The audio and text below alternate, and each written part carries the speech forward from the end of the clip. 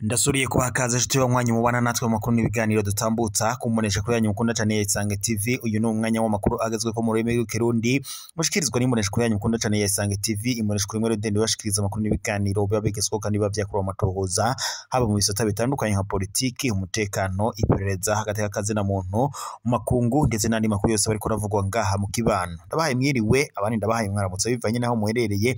Iri niteka n'umunezero ntangere by'usubira kuguha yambu mu mwanya wa Isange TV. Imonesha kuri mwere dende gushikiriza amakuru n'ibiganiro biba bigezweho kandi biba vyakorewe amatohoza. Ndabaye kazo ro makuru n'ibiganiro tugira tubashikirize na makuru yiri uravuga mu mihingo itandukanye ndetse no mu bisata bitandukanye tugira tubashikirize kuri iyi saha.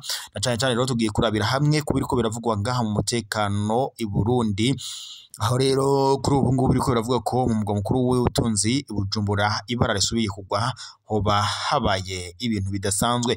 Na makuru duhawe n'amasoko yacu kubiriko biravugwa ngaha mu mugwa mukuru w'ubutunzi Bujumbura, aho bivuga ko hoba habaye ibintu biteye ubwoba, amasase ndetse n'amagrenade ariko aravuza ubuhuha.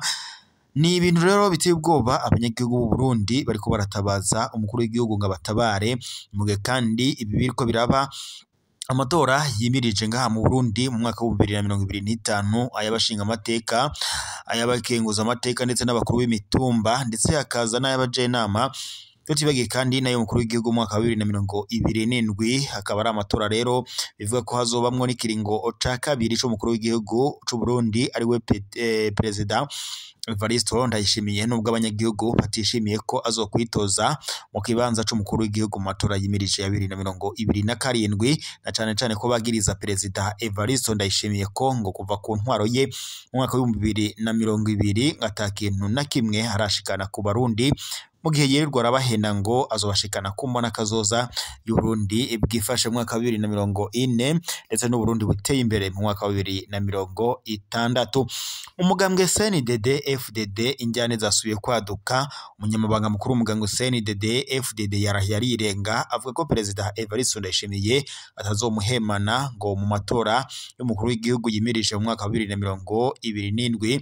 Ni mu gihe kandi president Evariste Ndayishimiye n'ubundi atameranye neza n'umushikiranganje wa mbere wa leta y'u Burundi Gervais Ndirakobuca, aho mu minsi heze yafashe ingingo yo guhindura abacungera uyu mushikiranganje wa mbere wa leta y'u Burundi Gervais Ndirakobuca.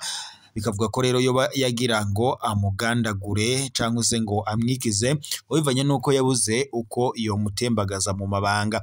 Ibi kandi biruko mu gihe abanyagihugu bahagaritse umutima bavuga ko intwaro ya president Evariste Ndayishimiye ngo yamaze kubahera amaboko imugongo ndetse ngo n'ibyo akora byose bigaragara ko yamaze gupfukama abanyagihugu mu nda. Kuva ku ntwaro ya president Evariste Ndayishimiye abanyagihugu b'u Burundi barahanzwe n'ibibazo ntangere, aho kuri ubu ngubu murantunga aho kuri ubu igitoro camaze kuba umuzi wibuye ngaha mu Burundi. Sivyo byonyene kuko n'inzara imeze nabi ngaha mu gihugu c'u Burundi. Mu gihe rero president Evariste Ndayishimiye we bivuga ko yoma yarafashe ingendo akajya mu makungu ijya nino, gusa ibingibi abanyagihugu b'u Burundi bakaba batabinezererwa, bakanavuga ko ndetse president Evariste Ndayishimiye ivyo ari karakora ngo bizomugaruka ndetse ngo n'Imana izobimubaza.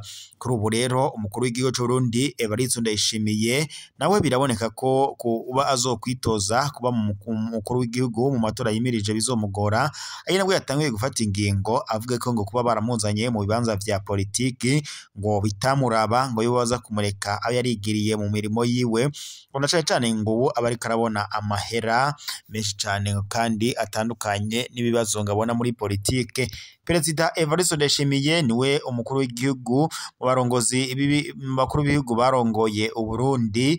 Biboneka ko yoba afise agakino ariko arakina abanyagihugu, mwanya umwe azarabashikiriza amajambo atwenza mu gihe abanyagihugu b'u Burundi bo baba abashavuye.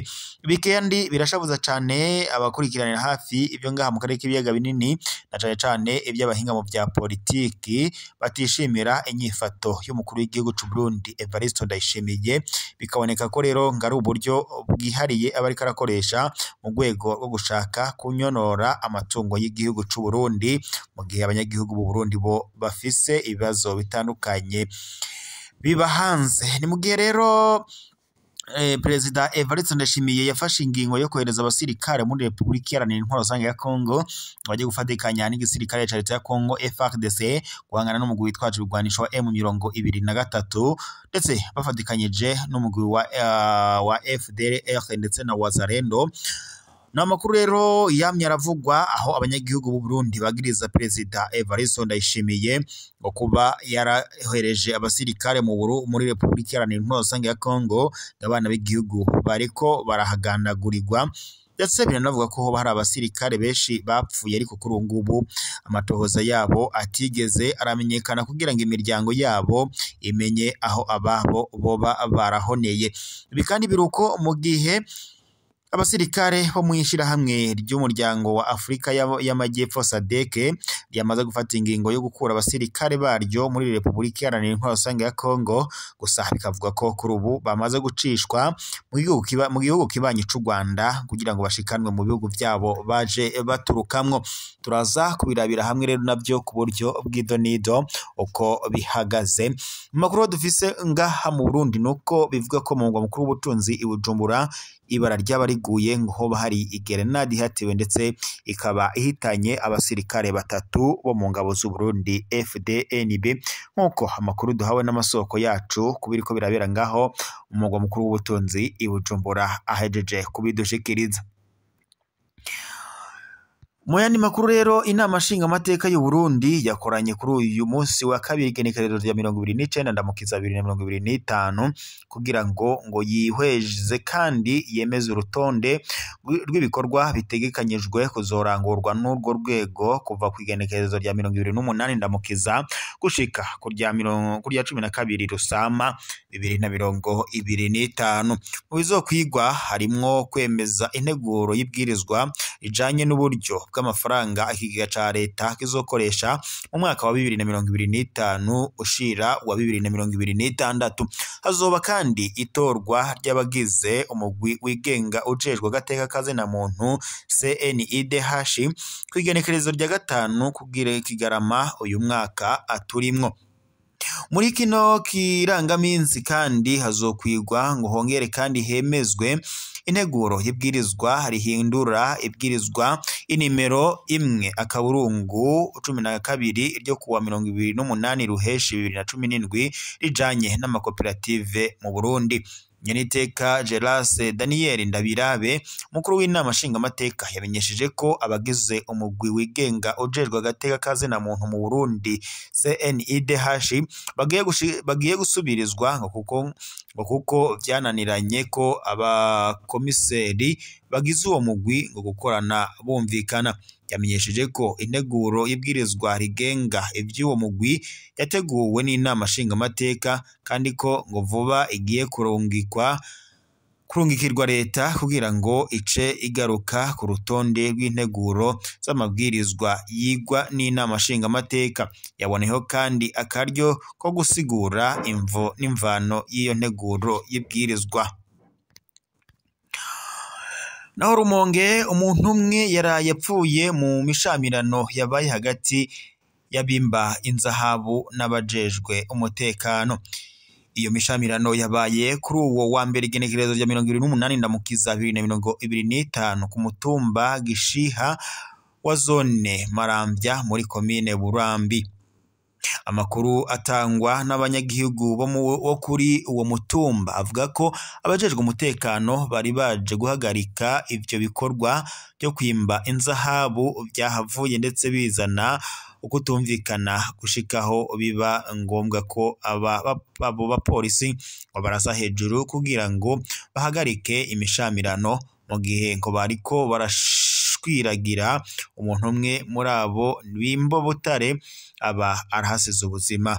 Bagize nabo baciye batangura gutegura amabuye nabo baciye batangura gutera amabuye abajejwe umutekano babashikana no ku kirindiro cabo. Babiri muri bo barakomereka bikomeye cyane. Ico kiziga c'uwahasize ubuzima kiri mu buruhukiro bw'ibitaro vya Rumonge, abakomeretse nabo bakaba bariko baravurirwa kuri ivyo bitaro nyene.